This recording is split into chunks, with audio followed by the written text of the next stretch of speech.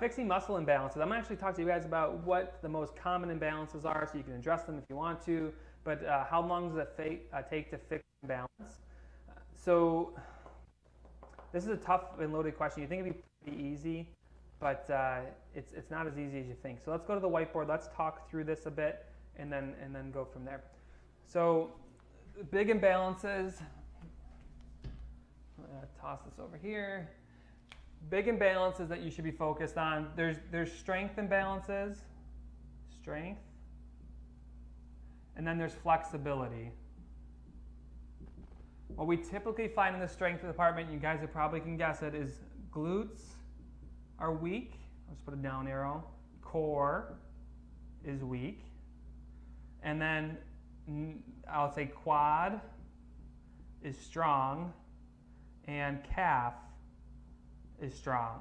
So what we want to be focused on, and that's what base 6 is, right? We're doing a lot of core and glute work and balance work, but we want to be focused on these glutes and core muscles. Those are really important. From a flexibility standpoint, we generally find a couple different imbalances. Number one would be hip flexor. So I'm just going to write hip flexor. Is it short and tight? We also look at the hams and the quads. Not quads, the calves. The quads are typically tight, but calves, I'll put quads last. Quads. So really the hip flexor, if you had to go after anything, like there's always questions about like, what should I stretch? And I'm like, well, that's a loaded question because you should just stretch what is tight. You don't have to stretch things that aren't tight because adding flexibility and range of motion to something that's not tight makes it that much more difficult for your strength to control it, if that makes sense. So you want to just target things that are tight. Hip flexor is a big one because especially now when we're all working from home and doing things, the hip flexor gets very short and tight when we're sitting all day. Same thing with the hams. So I would definitely recommend everyone checking. Actually, today, which is Sunday, 6/14, if you go to the RunSmart Facebook page, I did a hamstring stretch today. It's also found on the app as well.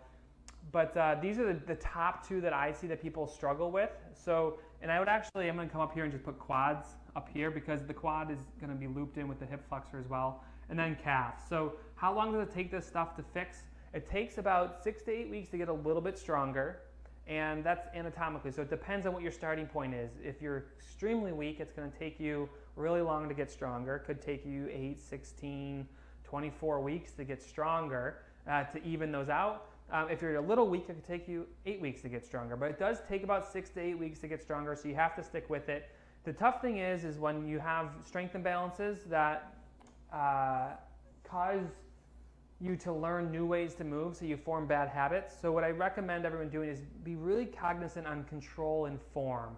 Like if something doesn't feel right, slow it down and go through it. Like if you're doing speed skaters and you're like, well, it doesn't feel right, but I just got to keep up with Steve. Just slow it down. If I do 10 reps, do 5, do them appropriately, because what's happening when you're speeding through things is you're just reinforcing imbalance and trying to cheat around it. I always talk about your brain doesn't care about the quality of your movement. It does not care. It's a task completion kind of item. So you want to run, it says, well, Steve, I'll get you running. Let's go. And it'll pick out whatever muscles it has and what range of motion it has, and it'll get you down the road. And just because you add strength into something doesn't mean necessarily that you're going to use it. So you do want to make sure that you're really good on the quality of your strength and building that up. There was a question about my knees falling in. Sometimes it's not an issue of strength. It's how you were built with your anatomy. We should all be thankful that our bodies are meant to compensate and allow us to compensate, but it could take a long time, especially if it's really ingrained bad habit. If it's just a strength play, 8 to 16 weeks is enough to offset imbalance. I'm sorry it's not quicker, unless you want to start juicing or something. Like it takes time to build muscle. So just be focused on the quality of your movements. If you want to look at the flexibility, the most common things are the hip flexor and the quads and the hams and the calves. Strengths, it's not enough glute weak and too much core. If you do base 6 in prime and yoga, you'll cover this. Yoga covers a lot of this. You can also, this flexibility stuff, I recommend if you find that you have an imbalance in your flexibility, like your hip flexors are tight, it's a great thing to do, excuse me, before and after runs, just to fit those in. But it's not quick, it's not easy to fix imbalances, especially when they turn into bad habits.